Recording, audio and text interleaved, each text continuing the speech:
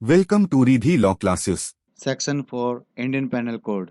The heading of the code Extension of Code to Extraterritorial Offences.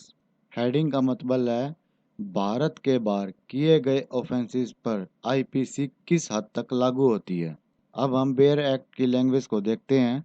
The provision of this code apply also to any offences committed by first point is any citizen of India in any place without and beyond India. Second point, any person on any ship or aircraft registered in India wherever it may be.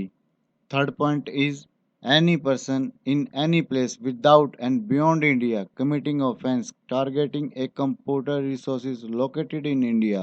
Four set that इस code के प्रोविजनों द्वारा किए गए किसी भी offence पर लागू होते हैं जो हैं इंडिया के बाहर किसी भी प्लेस पर इंडियन सिटीजन के द्वारा कोई भी ऑफेंस इंडिया में रजिस्टर किसी भी शिप या एयरक्राफ्ट पर कोई भी व्यक्ति हो और वो एयरक्राफ्ट या शिप कहीं पर भी हो उस पर किया गया कोई भी ऑफेंस इंडिया के बाहर किसी भी प्लेस पर कोई भी व्यक्ति इंडिया में लोकेटेड कंप्यूटर रिसोर्सेज को टारगेट बनाकर कोई ऑफेंस करता है तो इन सभी एक्टों पर इंडियन पेनल कोड लागू होता है।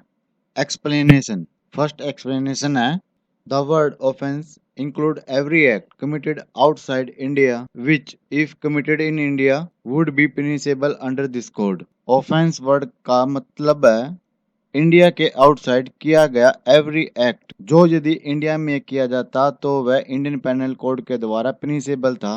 तो आउटसाइड किए गए हर एक्ट को ऐसा माना जाएगा कि वह एक्ट इंडिया में किया गया हो। सेकंड एक्सप्लेनेशन इज जो कंप्यूटर रिसोर्सेज वर्ड है यह इंफॉर्मेशन टेक्नोलॉजी एक्ट 2000 के सेक्शन 2 के सब सेक्शन 1 क्लोज के में डिफाइन किया गया है। आगे इस सेक्शन में इलिस्ट्रेशन भी दी गई है।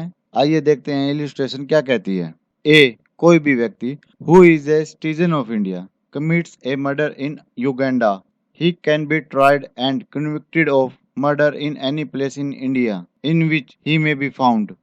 ए कोई भी व्यक्ति है जो भारत का सिटीजन है और युगांडा में एक हत्या करता है उस पर भारत में किसी भी स्थान पर मुकदमा चलाया जा सकता है और मर्डर का दोषी ठहराया जा सकता है यदि वह इंडिया में पाया जाए तो।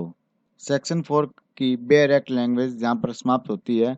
आगे देखते हैं सेक्शन 4 में जो इसकी फर्स्ट हेडिंग है उसके बारे में डिस्कस करते हैं। First heading is crimes committed outside India. ऐसा कोई भी ऑफेंस जो इंडिया के आउटसाइड किया गया हो लेकिन कल्प्रिट इंडिया के अंदर पाया जाता है तो उसको उस देश में भेज दिया जाएगा जहां पर उसने वो ऑफेंस किया है। या एक और कंडीशन है कि उस कल्प्रिट को पर इंडिया में भी मुकदमा चलाया जा सकता है। इससे रिलेटेड हमारे पास एक केस है Mohammad Rafiq versus state of Kerala 2010। इसमें कोर्ट ने माना कि एक इंडियन सिटीजन द्वारा फॉरेन में एक ऑफेंस किया गया और ऑफेंस आईपीसी के अकॉर्डिंग पनिशेबल था। तो इस तरह के ऑफेंस की इन्वेस्टिगेशन के लिए सेक्शन 188 सीआरपीसी के प्रोविजन के अंडर सेंट्रल गवर्नमेंट की कंसेंट की कोई रिक्वायर नहीं थी, आवश्यकता नहीं थी। बट सेक्शन 202 सीआरपीसी 1973 के अकॉर्डिंग एक इन्वेस्टिगेशन केवल सेंट्रल गवर्नमेंट की कंसेंट के साथ ही हो सकती है।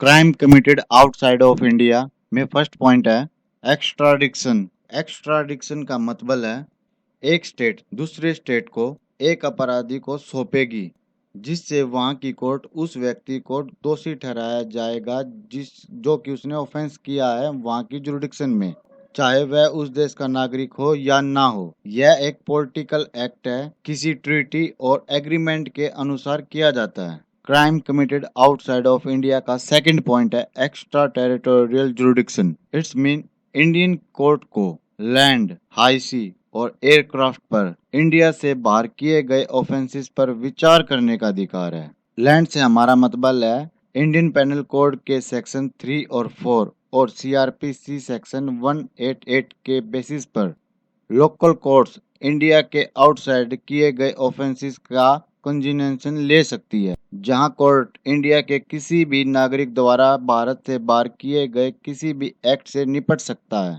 और सेक्शन 4 जो कोड की है वो उसको अपराधी बनाती है और इसकी इन्वेस्टिगेशन सीआरपी सेक्शन 188 के अनुसार की जाती है।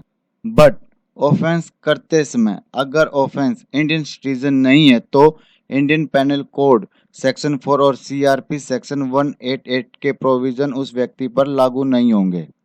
Section 4 extra territorial jurisdiction provide करती है और सेक्शन 4 की एक्सप्लेनेशन सेक्शन 4 की नेक्स्ट हेडिंग है acts done within India as well as foreign territory.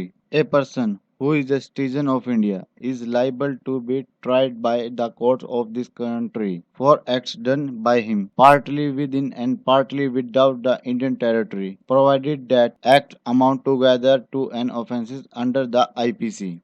Admiralty jurisdiction it's mean high sea पर किए गए ऑफेंसेस पर विचार करने का अधिकार क्षेत्र केवल एडमिरल्टी जुरिडिक्शन के रूप में जाना जाता है। It is founded on the principle that high seas पर एक शिप उस राष्ट्र से रिलेटेड एक तैरता हुआ द्वीप है जिसका झंडा वहां फहराया रहती है।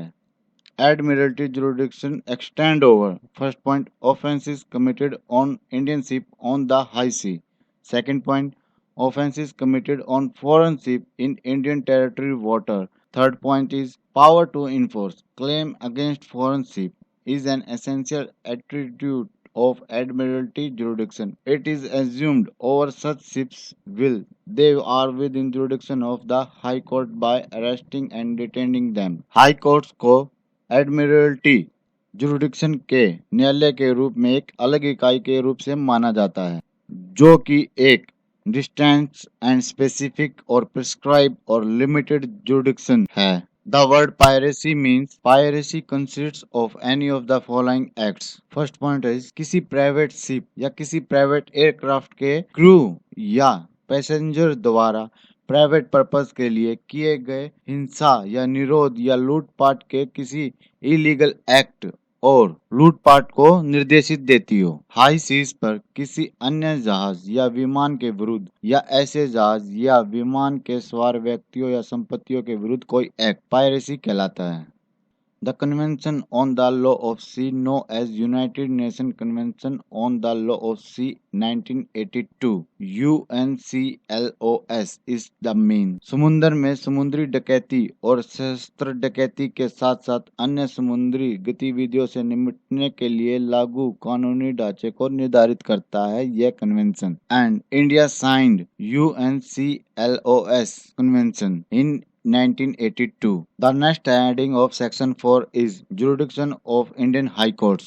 MV Elizabeth versus Harvan Investment and Trading के केस में सुप्रीम कोर्ट ने माना कि हाई कोर्ट जो इंडिया की है उसको एडमिरल्टी जुरिडिक्शन मिली हुई है और जो एडमिरल्टी के जुरिडिक्शन थी आने वाले जो भी ऑफेंस थे अब मर्चेंट शिपिंग एक्ट 1958 द्वारा डिफाइन किया गया है। Next heading of Section 4 is Section 4 IPC and Section 188 of CRPC का मतलब है यदि उस समय ऑफेंस करने वाला व्यक्ति इंडिया का सिटीजन है तो भले ही वह अपराध भारत की सीमा से बाहर किया गया हो वह भारत के न्यायालयों द्वारा दंडनीय किया जाएगा। दोनों सेक्शनों के अंडर जो रूल है इस प्रिंसिपल पर टिका हुआ है कि सिटीजन की योग्यता ऑफेंस के स्थान के कारण न्यायालयों का अधिकार क्षेत्र नहीं खोती। हालांकि कोड की सेक्शन 188 इंडिया के किसी नागरिक द्वारा भारत के बाहर किए गए ऑफेंस की इन्वेस्टिगेशन या केसेस में ऐसे करने के लिए सेंट्रल गवर्नमेंट की मंजूरी की आग्रह कर सकती है और नहीं भी। So section 4 of Indian penal code is finish.